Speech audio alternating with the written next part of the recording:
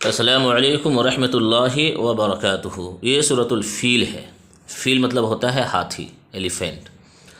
سورۃ الفیل کی پہلی آیت ہے اعوذ باللہ من الشیطان الرجیم بسم اللہ الرحمن الرحیم الم تر کیف فعل ربک باصحاب الفیل۔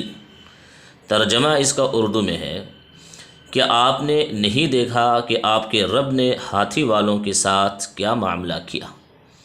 انگلش کا ترجمہ ہے، translation: have you not considered O Muhammad صلی اللہ علیہ وسلم how your lord dealt with the companions of the elephant. آیت نمبر 2 ہے الم یجعل کیدہم فی تضلیل۔